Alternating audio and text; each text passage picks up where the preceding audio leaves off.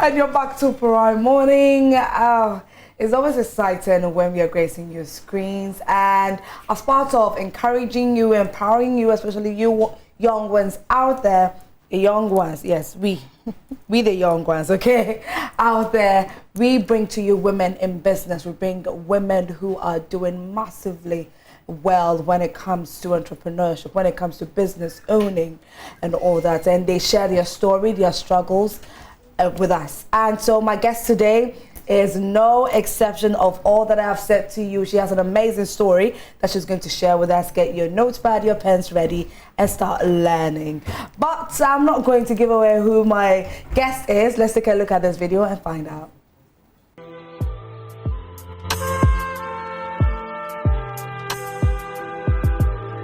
Theresa Mabel Che Mensah is the chief formulator of the brand Lechi. She is a civil engineer by profession and has an MSc in Development Finance from the University of Ghana Business School. Theresa is a self-taught organic soaper and has gathered years and years of experience in producing plant-based bath products through profound research and experimenting with locally sourced oils and butters. Her inspiration stems from the need to make bath products that combines both luxury with medication. A need born out of the quest to find solutions to various skin conditions associated primarily with people of color. Lechi strongly resonates with the belief that quality of skin goes beyond making one look beautiful. A beautiful skin radiates self-confidence. Today, we take a look at the brand Lechi and what makes it stand out in skincare essentials right here on Women in Business. Stay tuned. And so my guest is Theresa Mabel Che Mensah, who is the owner of Lechi. Lechi means to bath. To bath in Ewe. In Ewe, yes. To bath. And you know, there's a very popular saying that when life gives you lemons, you make lemonade. But then would you be able to identify the lemons? What if you mistake lemons for oranges or lime or peaches? How would you be able to identify that? And so Theresa is seated this morning to share with us her story of how she became the owner. She's a civil engineer. She's a civil engineer, but she runs this business as well. Good morning, Theresa. Good morning. How are you? Fine, thank you. Right. Tell us about how it started for you. Okay, so take us back. Okay. I'll say I'm a very intentional person. Okay. I've always told myself that by the age of 40, I won't do this 8 to 5 because I started work very early. At what age? I started work around the age of 25, 26. Okay. Immediately as I completed uni. I had to join a distance course in running a civil engineering consultancy firm. So we're doing it very early in the morning. You have to get to the office and all the 9 yards and stuff. So along the line, I just told myself that at the age of 40, I'm not going to do this 8 to 5. But I didn't know I'll go into this organic soap making business. Okay, so before you continue, you didn't have to experience unemployment? No, not at all, not at all. So I think the previous conversations, I was just, my heart went out to these guys talking about them being... You're done with school, and then you don't know what course to do. You offered, there's no availability of jobs in that field. I had nothing of that sort. I mean, being a woman engineer, it was like hot cake. You know, you just enter a place and tell them, yo, you're civil engineers, like everybody wants to work with you. So I did consultancy for 8 years. I was actually headhunted by someone to run his construction firm. Okay. And I did that for 5 years. Then later I joined the Millennium Development Authority as an executive assistant to the CEO, went through as a project engineer, ended up as an office engineer. Then that's how I kind of amassed my capital, you know, because I was doing all this work. So I had, and they were very high paying jobs. So I had saved a lot. And funny enough, when I got 40, it was just like when you're driving a manual car, You know, I don't know whether you've experienced it, but when you drive a manual car and you just ask your instructor that, so when do I change the gears? Yeah. He'll tell you that you feel it. Yeah. You know, so you feel it from the engine of the car. That at the age of 40, that's what got me. I just felt that it was time for me to step out of the 8 to 5. But you had planned. Yes, I had planned. You had planned to stop the 9-to-5 job at age 40. Yes. And so you were saving towards it. Yes. I saved heavily towards it because I knew that if you want to come up with a product or any job on your own, I mean, you need officers, you need capital, and you need enough capital to start it. And our part of the world doesn't really promote this thing, giving patients capital. You know, patients capital in the sense that you go for a loan from a bank and the next month they want to take their money for the repayment. But you don't have a system that I can go for 50,000 and tell you that, you know what, give it to me as equity or something so that maybe in 10 years I'll start paying you off with interest. It doesn't happen here. That's why I had to work gradually and save up towards it. One thing I've noticed about a lot of the women who have been on this seat for women in business is that a lot of them stop their 9-to-5 jobs to go into business ownership. But what exactly made you decide that you don't want to do the 9-to-5 again? You want to go into business ownership? I think the curse of life, you know, seeing kids, having kids, seeing them growing up.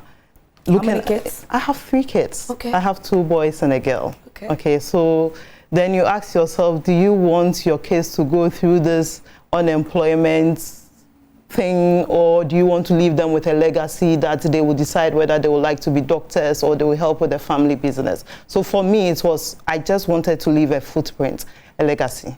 That's what made me go into this business. But someone would say that you were making a lot of money. Yes. You were making a lot. I wasn't making too much money, but I was making comfortably for my age. Yes, I was making good money. I could have stayed in the corporate world, but I just wanted, and it gives me, so it gives you a sense of if you are alone being employed by someone and you stepping out and employing others. Then you realize that, then starting a business, you can also employ others and grow something and let people look up to you that you can be whatever, but you can also own your business. Let's come to how Lechi started. Okay, so Lechi started about 3 years ago. The research started way before that. I wanted to actually do exports, shea butter exports. Then a friend of mine told me that, you know what, we are the new generation. We don't have to send raw materials to Europe and America. Let's put some value to it, okay? So then I said, what can I do with shea butter? I started research and I decided that, I found out that you can do soups with it. Not to cut you, but if it's 3 years, meaning you started in the COVID year? Yes, 2020? Yes. In the COVID year? Yeah, so the COVID actually gave me that respite, you know, that's the thing to say that, because you know, when you are working, you can't do this, do that. But COVID, I mean, we're all shut down. So then... So it was a perfect opportunity for you. Excellent. I mean, data was at home. You just do a few meetings and you have about 8 hours to yourself. So it was one out of that's when the research started. Yes. So then I had a few research before then, but then I had to firm up and actually do the soap. So I started doing soap. I started with shea butter. Then I realized that the shea butter soaps don't foam lather as much. So then you just have to see how you go about it and stuff. So we just tried coconut oil. Then we started with our bath bars. Then gradually we moved to our facial bars. Then body butters. And we moved to, now people got tired of the cake soaps. So they wanted something liquid. Then we did our black soap body wash. Okay, so you already had a huge amount of money to invest in the business. Yes. So break it down, how exactly it started, like what you put money into. Like, kindly break it down for us to really understand. So we started with a brand name. Okay. So I had a discussion with my husband, who is, so I'm the managing partner, and my husband happens to be the other partner in the business. Okay. And I discussed with him that, what do you think? I've already told him I wanted to go into this soap business. So my first brand name I wanted to do was Jari. I wanted something that, as soon as you mention, very local, yes, very local, very Ghanaian, then it takes you to the, to the products. You don't have to think too much. But my husband happened to be Ewe. although I'm a chairman, so his mom happens to be, and says that, oh, can't you use leche? And I said, leche means what? I said to bath in Ewe. And I said, oh, that's fine. I mean, that's a good brand name. Okay. But in Ewe, it's Letsi. So you have to think about going global with it, and you have Americans might pronounce it, let's see, or something. They won't get it because they're chi. So we anglicize it into. So the first step was to invest into branding. I have to bring a brand consultant in, the logo, what it should stand for. So you see our logo, you see the bubbles and the leaves showing that we are organic and it's bath, and the shades of green that we use. So, so that's the logo. Yes. We invested heavily in the logo. Then we did the sampling. So we went through, because of my science base, I don't know, and because maybe I had money, I did a lot of samples. So we sampled for about 6 months. Okay. We started June. Just on the brand? On the brand. So we just wanted to know how the product sits with people, because they are cold processed soaps, which are not our ideal soaps. You know, these are quite new on the market. And for me, it was new to me also. And, you know, when you are doing soaps for the family, everybody says, oh, this is mommy's soap, this is my wife's soap, it's good. But when you give it to neighbors and people, and they will say, oh, like I had this burning sensation or this and that, oh, it's really good for my skin. So we did that for 6 months, actually.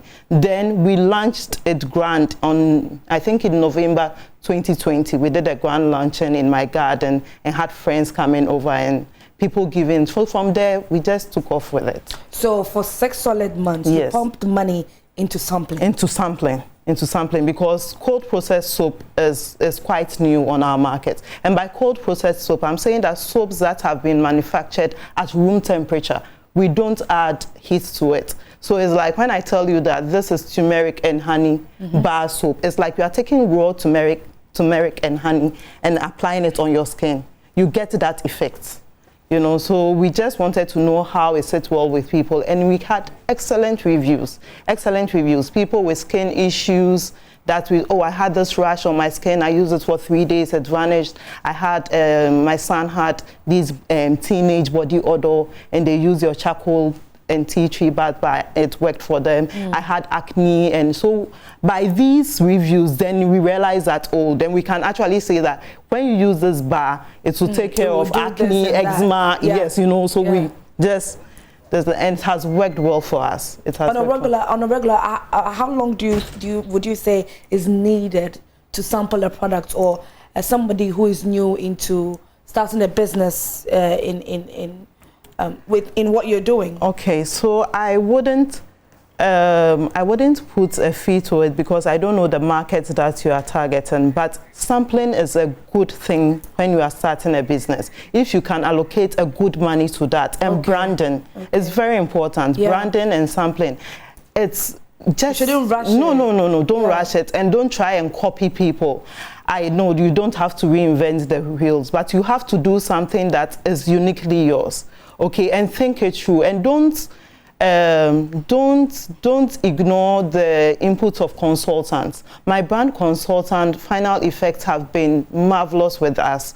You know, from the brand name to the logo, and anytime we put a flyer out there, he makes sure that we are it. So you get people looking at our brand, and the first thing is that, is this made in Ghana? Because we have invested in it. Okay. So I'll always say that try getting your brand right, try invest in sampling. Even on the European markets, we tried the UK markets December last year, and most of the shops, before we even send the product, we have sent them samples for their customers to come in and use for free. So then the customers come back and say that, you know that soap, the leche soap? Then you realize that the shop owners just call you and say that your soap is getting a good review with our customers. Can you ship down to UK? Can you do that in Switzerland? Can you do that in Holland? And that's how we get onto the market. Wow, this is very beautiful. Now, run us through the products under Lechi. Okay, so under Lechi, we have, I think, 4 main products. We have our bath bars. So with our bath bars, we have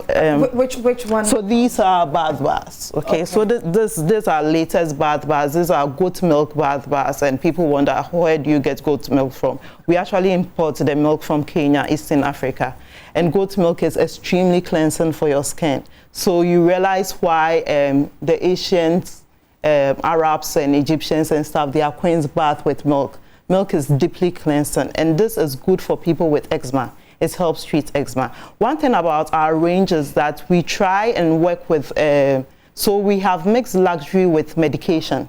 Okay. So as you are bathing, it's clear. If you have any skin issues, it clears it. So we can work with dermatologists at the same time be on your regular customer retail shelves. Okay. So these are our bath bars, and we have them. And this is our body wash. This is our black soap. Okay. Body wash. So black soap, you know, our usual alatasemina. Yeah. Then we have re-engineered it into this. So you realize that when we're in school and we're using alatasemina, people were adding grated soaps to it. All we're doing is that because the local alatasemina is extremely costive, it's drying to the skin. We are adding Lux and Rexona grated so that we'll put some moisturize it. That's the whole. I saw the you know, so most of us didn't. So yes, unknowing to us, but we're doing it. So now we have added oils to the alatasemina and everything, so that you get your moisturized alatasemina in a bottle. It's very good for the skin. Okay. Then we have our facial bars. So I mean organic. So this leaf molded facial bars. So our facial bars are basically good for people like you who do makeup because of the type of work you do. So these are detox bar. Our detox bar basically trying to give you a deep cleansing. We don't know what these makeups are made up of, so they kind of detox your skin. Okay. They clear your acne. If you have eczema on your face and stuff, it works for you. And unique to our facial bar range is the neem and tea tree. So you know when we had COVID, a lot of us were doing the neem bath and this thing. But neem for the skin is also, what do you call it? A toner, a skin toner. It balances the oil on your skin. So this we actually recommend people with very oily skin because neem does well for it. Then we had our body butter. Our body butter is basically shea butter and cocoa butter. But as you ask people, why don't you like shea butter? Because we know shea butter is good for your skin. And they go like, oh, it sits, the smell, and it sits heavily on your skin. Like, a dull skin be so scientific. So we have to re-engineer it. And this one, although it's shea butter, when you apply it on your skin, it seeps right into your skin. It's that light, and it doesn't have the smell of I want. It smells chocolatey, like something you can eat because of the cocoa butter we put in, and this is extremely good for your skin. So we've had a lot of parents recommending this for their young babies and stuff. And then this is the loafer sponge. Do you know the loafer sponge? No. Okay, so when we started our facial bath range, people were wondering what do we use to cleanse our makeup. So we're importing the gloves. The gloves, Yes, from Europe. And I didn't like the part of importing because we are trying to sell Ghana out there, you know. So I said we have to look for something local. And a friend of mine just introduced me to these loafer sponges. These sponges grow in the north. And they are very good for your skin. They look hard, but as soon as you put it in water, they are soft, and you can use it too. They are excellent exfoliating items. So it's safe for the face? Yes, it's very safe for the face. The only thing is that because they are plant-based and they are plants, they are actually fruits that people eat, but if they refuse to eat it, then you get it in the sponge kind of.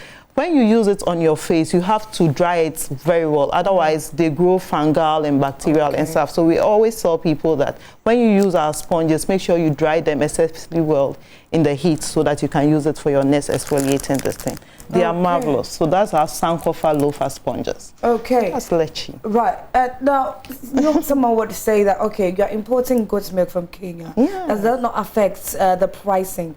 Are your products expensive? No. We try to keep it very low. Our products are not. It's just for an organic cold process products is very affordable. And we try to work with people on that. We look at the market. We look at who we are targeting. For instance, we've worked with disease control departments in some of the hospitals because they like our detox baths for babies who have rash and stuff. Then we try to scale it down for them, not in the quality, but maybe in the size, so that mothers can buy it and use it on their babies. And the baby's skin, you don't need deeply cleansing, so all they want is the healing power of the charcoal and tea tree, and we size it up for them and bring down a scale that is comfortable for mothers. So even though you bring down the pricing. Yeah. The quality is the still same. No, intact. we can't compromise on the quality at all because of the brand name. Now, you're a civil engineer. Tell us how being a civil engineer has impacted Lechi. Okay, so a civil engineer means that I have a science base. Yes. Okay, then it means that we come through measuring and titrating and everything. So in doing our products, you realize that what we learned in school, like when you are doing titration, you get to an optimum level that you see the change in color or something. So it's the same thing. We don't joke with measurements. So unlike you just picking this thing and just saying that, oh, I think this is 10 kilograms or 10 grams and you are adding it in, we actually do the measurements. And for the soaps, what we do is that there are some optimum pH levels of soaps. So in our video, you can see that sometimes I pick strips, pH strips, and check the acidity of the soaps. Beyond a certain level of pH, the soap actually becomes irritant to the skin. Okay, so we sample it. Anytime these soaps, when I prepare the soaps today, especially the solid ones, they are cold processed soaps. So when I prepare them today, they will be ready for use in 6 weeks. Okay. Yeah, so it's not like I prepare soaps today and I'm on the market selling it. They actually stay on the shelves for 4 to 6 weeks before they get ready. Then we label it, and it's scientific. And we just don't label it. For me to say that the soap is ready for the market, we have our QA staff, our quality assurance QA staff coming around and picking samples off the shelves and testing it with pH strips and making sure that they fall within the right pH. So that is what my background in engineering and in science have brought it out onto Lechi. This is amazing. Yes. It makes it very comforting, very securing to know that, okay, if I purchase this product, I'm safe. Yes, yes. Now, yes. would you say that entrepreneurship or business ownership is the new escape route for unemployment? Yes and no. You know, I get a little worried when they say that, oh, we have this You Start program and government is giving off money to all these people, and I ask myself that, are these people ready to be entrepreneurs? Okay. Because it's a long road, you know, and it's a whole psyche that you have to put yourself into, and there are a lot of things that you have to learn. You know, when we started Lechi, my bit was, I get so excited when people call and say that, oh, I use your soap and it's working well for me and this thing. My other partner, who happens to be my husband, who is a finance person, he checks the numbers. Okay. Okay, so are we putting it at the right price that people are buying it off the shelf? Are we making profit out of it? Is it taking care of our rents, our workers and those things? You know that. So all these things come into the entrepreneurial space. It's not just you getting money and starting a business. For the past 2 weeks, I've been at home talking to accountants, consultants, financial consultants, helping me prepare my pitch deck. You know, if you are bringing in investors, they want to see what you use the money for, your burn rates and all those things, what you are going to use, what the interest that they are going to put get after years, and which year are we going to reap our interest and everything. And I am an engineer. I didn't do, although I have development finance background, I didn't do deep finance, you know, that thing. So they have to come in. And when you meet an investor, you have to be able to tell the person boldly that if I produce 20,000 pieces of this is our profits, this is this, and this is it, and this is it. You should say it. You don't need to say that this is my account consultant, so you talk to him or something. It has to come from the business owner. So I have to be schooled. Are these people that government is giving money out from having this at the back of them? Are they ready for this? Otherwise, we stay at the base. So you see that, you see the product on the market, and it's just in the tax shop, in the small corner shop, and this, and you say you are being an entrepreneur. As at now, I remember a few weeks ago, we were having a discussion and my daughter was saying that, Mommy, are you an entrepreneur? And I said, no, I'm not an entrepreneur. Because as I'm sitting at your studio right now, everything concerning production is at a halt. An entrepreneur is when I can be out of my business and the business runs on its own. That's true. So for now, I see myself as a self-employed person. You know, until I get to that stage that I can actually take time off the job and the business is running, you know, you don't have to see me around like McDonald's and the Despite groups and this. Those are the entrepreneurs. We are just self-employed because we do everything. I'm the accountant, I'm the producer, I'm the this, I'm the that. I get a few hands to come and help me with the labeling. So they're even calling themselves entrepreneur. It's wrong. It's wrong. It's wrong. You haven't gotten there. I mean, it's McDonald's. I mean, when they say entrepreneur, despite. I mean, so they can take holidays 6 months and the business is still running. No, as I'm sitting here, no production. The only thing they can do is labeling. I have to be there and look at the formulation. I have to be there. So I have self-employed. I'm not an entrepreneur. And I thought I was running away from the 8 to 5. But when you get into this space, it is like 2 a.m. to 2 a.m. Because you get clients calling you at 9 p.m. and you ask yourself, is this person serious? If I'm running a shop, will you call me at this time? But you want to make the money. So you pick it and you go, hello, how can I help you? Oh, madam, can I get your soaps and this? And okay, put your order through and this. And it's 9 p.m. You know, so that's how the business space is. And we've always, you don't look at the back stage of it, you know, working. I've always told my the young people who go like, oh, Auntie Tess, can you mentor me and this? And I said, get around people like Ghana Export Promotion Authority. Government is doing a lot, although we all say that government is not doing enough. I joined Ghana Export Promotion Authority 2 years ago, and the impact has been great. Okay. They help you, they tutor you. You know, sometimes you might not be ready to do the international exports because of your money. You don't have enough money. But they tell you how your branding, should be done. They have a place that they can tutor you on your branding, which market works well, so which of the markets. Yes, and even at the end of the day, they give you an opportunity to exhibit what you have. Yes. And sometimes what you are doing, they'll tell you that what are your target market? Are you targeting Europe? Oh, for now, Europe is not looking at these things, so we think that you should go into this level of this thing. And they give the advice. We have the AFTA Secretariat, the African Continental Free Trade Secretariat, which I'm part of, and we are doing a Ghana Export in Kenya this month. Okay, so you have these people there, and there's a guy that I want to give a shout out to, Uncle Divine Kutoche. He's just lovely, and they are always there to help you. So I always tell people that don't get that mindset that, oh, getting FDA certification is a hurdle. Ghana, nobody helps you. You have to, there's a little help here and there. Just avail yourself. You just have to avail yourself. And when you want to do this thing full time, like I said, it gets to a stage that you realize that you have to move your leg out of the corporate world and do it full time. Because these agencies that I've mentioned, they don't do weekend meetings. Okay. So if you are doing a full-time job in a bank or as an engineer, when they call for a meeting, you cannot be there because you are, So that's when people, so if you want to do this and you think that it will work, just try and psych yourself and be in it. It hadn't been easy.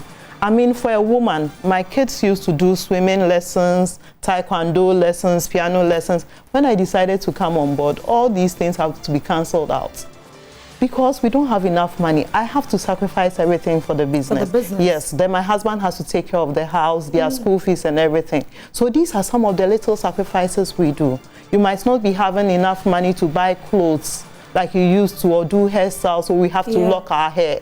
And, and this is the safest, you know, so you just lock your hair and you are there for 2 months and you are doing your work. And these are the little sacrifices we do. You know, we cannot apply for a car loan because where are your books? You know, you are not in the mainstream employment that your employer will stamp and say that, oh, you receive this amount of money and you can pay. So we have to drive our own small Toyota Corolla and try to get around business. But it's a sacrifice we are making. And like I told you, this is a legacy I am trying to build, and maybe my husband is trying to build with me for the future. So we just have to sacrifice for it. So you talking about legacy, how are you bringing the legacy to the other people?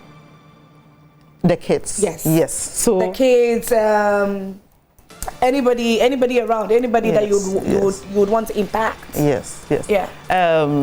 I mean, they said charity begins at home. So basically, I try to get the kids involved, you know. I remember when I told them that I'm not going back to work anymore and this, and they were quite disappointed because, you know, kids always are happy to say, oh, my mom is a civil engineer, you know, and she works in that, and now you say that, oh, I'm coming to do soaps back home and this thing. So they just wonder, will this thing work? What I really get them involved in is the labeling. anytime we have to label soaps and stuff, I just come on board, let me show you how to label it, you bring the stickers and stuff. And my daughter is so much into it. I can just see that. How old is she? She's 6 years old. Okay. She gets, and she does even marketing for me in school. So you'll be there and you realize a teacher calls you and said, hey, Rama says that you have this. Oh, that's nice. So I go like, say, Julia, so which one do you want? Says that, oh, you tell us what you have, because she just told us. So I do small packages for the school, and she likes doing that. Okay. And I just like the fact that we give options to people, you know. Telling our stories just help young people that when you go to school and you don't get to work in the bank, or you don't get to work in the fields or something, there's something you can do. That is what education does to us. Education should tell us that you can play the piano very well and still make money out of it. You don't necessarily have to be employed by someone. You just have to create employment on your own. You know, and I like the way you start when you said life gives you lemons and you have to make lemonade. Yes, so the life has given us certificates. So now we have to create something out of it. We don't have to be sitting in people's office. It's good for people. My husband worked for somebody, which is okay. I decided to create jobs and work for myself. I mean, so there should be options. People should see it, that it can work, you know, for young women and young men to follow our footsteps. How many workers do you have? I have about 5 workers, but they are not permanent workers. They are contract workers. So they come in as and when to help. You know, during the Prime Minister talking about unemployment, one of the guests who joined via Zoom for FAPE, she mentioned the fact that we the youth, some of the youth, need to have an attitude that would exude that they are willing, they are ready to be employed, or they are ready to do the work. Because a lot of them don't show it. They don't prove it that way too. So tell us about getting these people to be on a contract base, to be on board with you on this business, how working with them is like. Okay, so the one who is very close to me happens to be somebody who has taken an early retirement, a woman. Okay, so she's just at home, her daughter is outside, and she comes in and say, oh, because she's just lonely and she that. But for the young people, I practically have to beg them. So yes, because you know these things, working with your hands is not attractive to young people. I don't know whether it's the social media thing that has gotten into our heads that the glitz and glamour is just in the office, you know. So for them to come and say that, oh, we are preparing black soap, and you are there and you are doing the whole thing like you are preparing banku, and after that you have to bottle it. They don't want that. No, that's not attractive to them. Okay, so basically I would have loved to have a lot of female contract workers, but all my contract workers are males. Yes. Yes, and these are guys that they are not, I think one has done a first degree in marketing, but the rest are just these hang-arounds around my house that I call in as and when they do it, I just pay them by the day. You know, so you realize that the youth, that's why I'm just saying that this youth start thing, do the people know that they are ready to do this? Have they even identified what they exactly what they want to do? Look, this thing is just like descending into the gutters. When you have an order, like right now I'm preparing for Ghana Expo, which the GEPA and AFTA is doing in Nairobi, end of this month. And look, I'm all over the place. I have to do this soap, I have to do that, I have to do that. And sometimes I even forget that I'm in my night shirts. You are just all over. And the funny thing is that the workshop is close to my house. That is the advantage of it, so I don't have to dress up on it. So I just put on a t-shirt and a jeans, and in 2 minutes I'm at my workshop. And you do all these things. After that, you clean up, you know. This is what this coconut shell soap dish, that's very unique to our brand. So what we do is we actually go out and look for waste coconut shells. You know how these people heap it on the roadside, very unsightly and this thing. I actually have to go sometimes. So this is coconut shell? Yeah, this is coconut shell. Then we have crafted it, handcrafted into soap dish. And I use this for a friend. It can easily be mistaken for a calabash. Yes. So I do that. My adopted son does all the polishing and everything. Then I do the staining and everything. I do the lacquer from my technical skill days. You know how to apply lacquer on wood. And yes, I do it myself. But you know, earlier you said something that you know, the younger girls not being available, not being open to do the hard labor. So your workers are all basically men. guys. And it's not good for me, for a female-owned company, because anytime you have these donor agencies coming on board, the first thing is that how many females do you have on board? And I just go like, they are all guys, and it's not attractive. Wow.